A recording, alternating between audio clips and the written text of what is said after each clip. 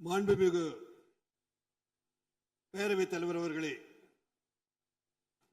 மாண்புமிகு முதல்வர் அவர்களே, மாண்புமிகு அமைச்சர் பெருமக்களே, மாண்புமிகு எதிர்க்கட்சி தலைவர்களே, மாமன்றத்தின் உறுப்பினர்களே, உங்கள் அனைவருக்கும் எனது வணக்கத்தினை தெரிவித்துக் கொள்கின்றேன்.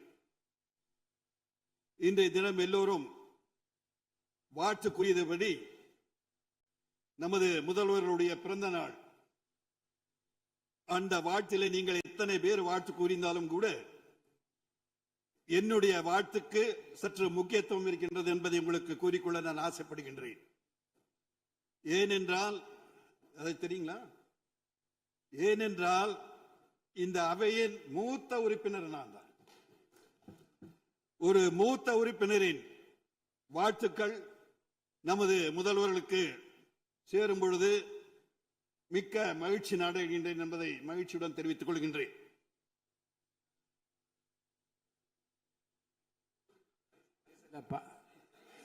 மாண்பு உறுப்பினர் பார்த்தா ரொம்ப எங்கா இருக்கீங்க நீங்க? மூத்த உறுப்பினர் சொல்லி என்னன்னு கேட்கறாங்க உறுப்பினர்கள். தட் இஸ் குரோனிக்கல் ஏஜ் வந்து மூத்த உறுப்பினர். பயாலஜிக்கல், ஸ்பிரிச்சுவல், சோசியாலஜி எல்லாத்திலையும் நான் வந்து யங் தான். உங்களுடைய பாராட்டுக்கு நன்றி. வயசு 79. அவை குறிப்புப்படி என்னுடைய 79 வயது என்னுடைய மூத்த உறுப்பினர் என்று அவை குறிப்பில் இருந்தது. அதை வைத்துதான் சொல்லுகின்றேன். இளையவர் ஏதோ 26 வயது என்று குறிப்பிட்டிருந்தார்கள். அந்த கருத்து சரியாக இருக்கும் என்பதை நம்பிதான் இந்த தகவலை உங்களுக்கு தருகின்றேன். ஆகவே எனது வாழ்த்துக்களை அவர்களுக்கு சொல்லிக் கொள்வதில் நான் மகிழ்ச்சி அடைகின்றேன். பேரவைத் தலைவர் அவர்களே, 12 ஆண்டுகளுக்கு ஒருமுறை குறிஞ்சி பூப்பதை போல் எப்படி அது மக்களுக்கெல்லாம் மகிழ்ச்சியை தருகின்றனோ அதே போன்று 12 ஆண்டுகள் ஒரு மிகப்பெரிய ஜனநாயக நாட்டின் பிரதமராக இருந்து சாதனை படைத்த எங்களுடைய தலைவர் நமது மாண்புமிகு பிரதமர் அவர்கள் 12 ஆண்டுகளை முடித்திருக்கின்றார் என்ற நல்ல செய்தியை உங்களுக்கு எல்லாம் சொல்லிக் கொள்வது உங்களுக்கு எல்லாம் தெரியும். அதை இந்த மாமன்றம் கூட அவருக்கு வாழ்த்து தெரிவித்து நமது மாண்பை பெரிது உயர்த்திக் கொள்ள வேண்டும் என்று நான் ஆசைப்படுகின்றேன். அவர்களுடைய தலைமையில் உள்ள பாரதிய ஜனதா கட்சியின் உறுப்பினராக கடந்த தேர்தலிலே ஜனநாயக என்டிஏ என்ற கூட்டணியின் சார்பாக எனக்கு உழைத்த பாரதிய ஜனதா கட்சியின் தலைவர் நயினார் நாகேந்திரன் உட்பட அனைத்து தலைவர்களுக்கும், எங்களுடைய கூட்டணியை சார்ந்த அனைத்து இந்திய அண்ணா திராவிட முன்னேற்ற கழகத்தின் தலைவர் மரியாதைக்குரிய எடப்பாடியார் அவர்களுக்கும், அண்ணன் எஸ்பி வேலுமணி அவர்களுக்கும், எங்களது மாவட்ட சார்ந்த தலைவர்கள் உறுப்பினர்கள் அத்தனை பேருக்கும், என்னை ஒரே ஒரு ஏற்கனவே சொன்னது போல் ஒரு தாமரை தமிழகத்திலே பூப்பதற்கு எனக்கு வாய்ப்பு தந்த அத்தனை நல்ல உள்ளங்களுக்கும் இன்றைய காலகட்டத்திலே நான் நன்றி சொல்ல கடமைப்பட்டுள்ளேன். பலர் இன்று ஆளுநர் உரையை பற்றி சொன்னார்கள்.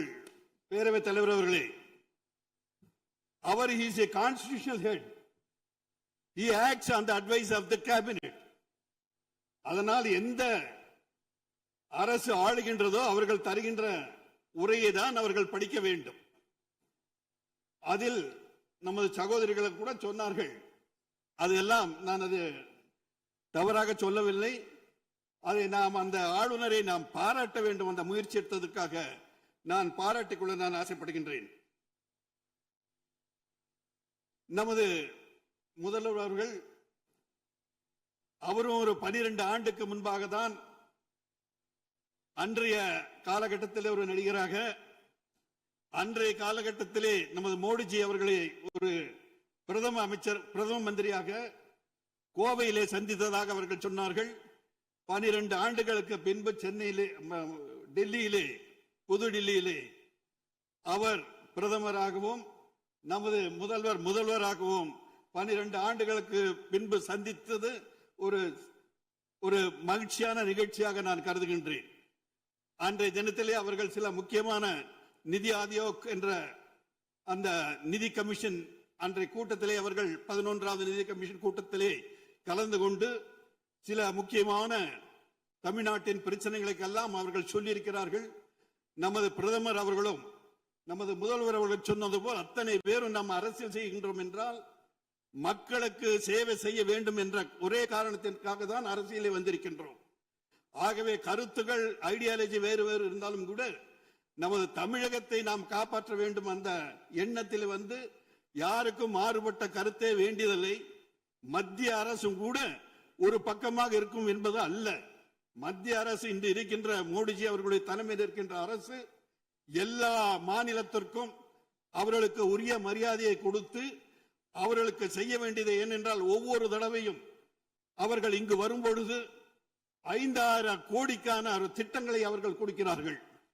எப்படி ஒரு விருந்தினர் நமது வீட்டிற்கு வந்தால் ஒரு பரிசு பொருட்களை கொடுக்கிறார்களோ அது போன்று அவர்கள் தமிழகத்திலே வரும்பொழுது 5,000 கோடியுடன் ஒரு பரிசை நமது மாநிலத்துக்கே கொடுத்திருக்கின்ற அந்த பாங்கை பார்க்கும்போது அவரை அடிக்கடி நாம் வரவேற்க வேண்டும்.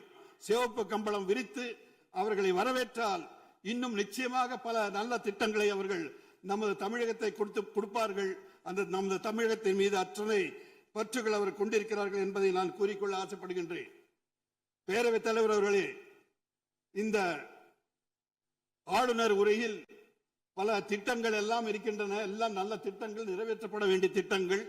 ஆனால் நிதி நிலை என்பதை மட்டும் அவர்கள் குறிப்பிட்டார்கள்.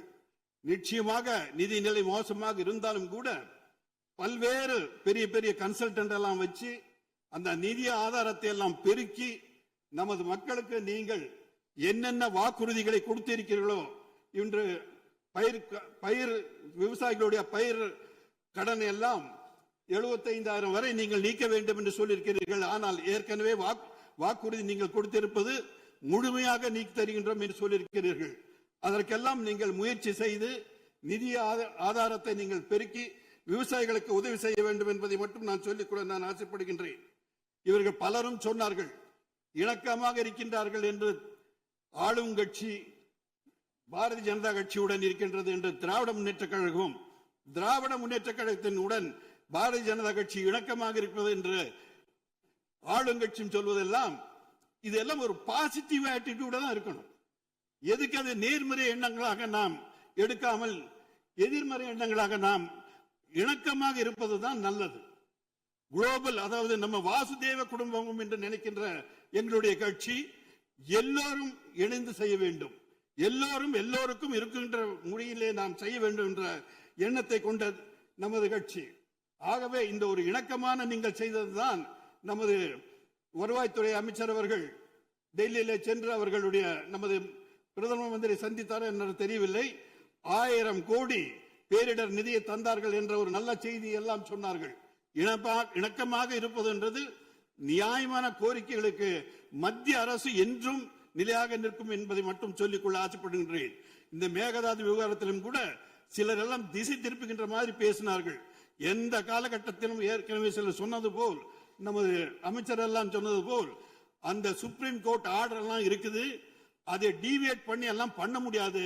நிச்சயமாக மத்திய அரசு எந்த அரசுக்கும் அப்படி இருந்தா நம்ம காங்கிரஸ் கட்சி உறுப்பினர்கள் எல்லாம் உங்க கூட அமைச்சர் எல்லாம் கொடுத்திருக்கீங்க, அவங்கள வச்சு கூட you can use your good office. அவர்கள் எல்லாம் பேசி டி.கே. சிவகுமாரிடம் முதல்வரிடம் எல்லாம் பேசி செய்ய வேண்டியதை பேசுங்க. எல்லாரும் நமது தமிழகத்தினுடைய உரிமையை காப்பாற்ற வேண்டும் என்பது அடிப்படை எண்ணம். ஆகவே அந்த மாதிரி முயற்சி செய்யலாமே தவிர மீண்டும் அந்த மத்திய அரசை குறை கூறுவதை தயவு செய்து தவிர்க்க வேண்டும் என்பதை நான் அன்பாக கேட்டுக்கொள்ள ஆசைப்படுகின்றேன். கடந்த காலங்களிலே தமிழகத்திற்கு மட்டுமல்ல, தேசிய அளவிலே நமது பாரதிய ஜனதா கட்சி பல திட்டங்களை எல்லாம் செய்திருக்கின்றன. அதை இங்கு புள்ளிவரெல்லாம் சொன்னால் காலம் தாமதமாகிவிடும் என்பதற்காக அதை தவிர்த்து என்னை தேர்ந்தெடுத்த என்னுடைய ஊட்டி மக்களை, ஏன்னா ஊட்டி சிறப்பாக இருந்தால்தான் உறுப்பினர்கள் எல்லாம் கூட அங்க வந்திருந்து நல்ல முறையிலே ஊட்டி நல்லா இருக்கு 4 நாள் இருக்கலாம் சொல்லி நீங்கள் எல்லாம் எங்களுடைய விருந்தோம்பல் செய்வதற்கு நாங்கள் தயாராக இருக்கின்றோம், நீங்கள் வர முடியும். ஆனால் அங்கு மோசமாக இருந்தால் என்ன தமிழகத்திலே ஒரு சுற்றுலா தலத்தை சிறந்த என்ன சொல்றாங்க, கேரளத்தை அவர் ஓன் காட்ஸ் ஓன் ஸ்டேட் என்று சொல்வார்கள். நாங்கள் பெருமையாக சொல்லுகின்றோம், God's own district is Nilgiri district. அந்த மாதிரி வளமும் வாய்ப்பும் இறைவனால் தந்த ஒரு மாவட்டத்தை மிகச் சிறப்பாக செய்ய தவறிவிட்டோம் இதுவரை. இனிமேல் செய்ய வேண்டும், அது நிச்சயம் வாய்ப்புகள் இருக்கின்றன. அதற்கு நமது முதல்வர் அவர்களும் அமைச்சர் பெருமக்களும் சம்பந்தப்பட்டவர்கள் எல்லாம் நாங்கள் கொடுக்கின்ற திட்டங்களை எல்லாம் பரிசீலனை செய்து அந்த இன்ஃப்ராஸ்ட்ரக்சர், அதாவது சுற்றுலா தலங்களுக்கு எது வேண்டுமோ அதை நீங்கள் செய்து தர வேண்டும் என்று நான் அன்போடு கேட்டுக்கொள்கின்றேன். அதுவும் அல்லாமல் முக்கியமான எங்களுடைய கோரிக்கை, நீங்க மாண்பு உறுப்பினர் இன்னும் விரிவா விளக்கமா கூட உங்களுடைய கோரிக்கைகள் எல்லாம் வரிசைப்படுத்தி, இல்ல நான் சொல்ல வர கருத்து இல்ல, நிறைய எழுதி கொடுத்தா கூட அது அவை குறிப்பில் ஏற்றி உங்களுக்கு நல்ல முடிவுகள் ஏற்பட வாய்ப்பு இருக்கிறது. எழுதி கொடுத்துருங்க, எல்லாத்தையும் கொடுக்குறேங்க. 2-3 எங்களுடைய சமுதாயத்தை பற்றி சிலருக்கெல்லாம் நன்றாக தெரியும். படுக சமுதாயம் என்பது it's a unique community exists only in Nilgiri district. அந்த மாவட்டத்தில் உள்ள அந்த படுகா என்ற இனம், அது இதுவரை 1931 சென்சஸில் நாங்கள் எஸ்டி, அதாவது பழங்குடியினர் பட்டியலிலே நாங்கள் இருந்தோம். கடந்த காலங்களிலே திராவிட முன்னேற்ற கழகமும் பரிந்துரை செய்தது, அண்ணா திராவிட முன்னேற்ற கழகம் பரிந்துரை செய்தது. ஆனால் தொடர்ந்து சில 2 நிமிஷம் செய்ய முடியாது. இது முக்கியமான விஷயம். அதை நீங்கள் செய்து கொடுக்க வேண்டும். நீங்கள் பரிந்துரை கொடுத்து மீண்டும் அதை ரிஜிஸ்டர் கவர்னர் ஆஃப் இந்தியா அப்படின்னு சொல்லி Register General of India RGI இருக்குங்க, அங்க போய் அந்த ப்ராசஸ் எல்லாம் பண்ணுவதற்கு நமது அரசு நமக்கு உதவி செய்ய வேண்டும் என்பதை மட்டும் கூறி, எங்களுடைய முக்கியமான தொழில் தேயிலை தொழிலை இன்று கூட்டுறவு துறையிலே நமது அரசுக்கு கீழே பல கூட்டுறவு தொழிற்சாலைகள் எல்லாம் இருக்கின்றன. ஆனால் அந்த காலத்திலே R வெங்கட்ராமன் என்பவர் அவருடைய திட்டம் தான் அந்த கூட்டுறவு தொழிற்சாலை. ஆனால் இன்று சரியாக நிர்வாகம் இல்லாதனால் தனியார் தொழிற்சாலை கொடுக்கின்ற விலையும் கூட இந்த கூட்டுறவு தொழிற்சாலைகள் கொடுக்க முடியாத ஒரு சூழ்நிலை இருக்கின்றன. அதை சம்பந்தப்பட்ட அமைச்சர் அவர்கள் அதை மனதில் கொண்டு எங்களுடைய சிறு குறு விவசாயிகளுக்கு நல்லதொரு விலை கிடைக்குமாறு செய்ய வேண்டும் என்று கேட்டுக்கொள்கின்றேன். சமூக நீதி என்பது எல்லோரும் பேசினார்கள். ஒரே ஒரு வார்த்தைங்க, எல்லோரும் பேசினார்கள். இந்த சமூக நீதி ஒவ்வொரு கட்சி பத்தி பிரமாதமா சொன்னாங்க. நமது மத்திய அரசு 13 பழங்குடி அமைச்சர்களை வைத்திருக்கின்றது. ஒரு முர்மு, அதாவது ஷெட்யூல் ட்ரைப், அந்த இதே நம்ம பிரசிடென்டா வச்சிருக்கிறோம்.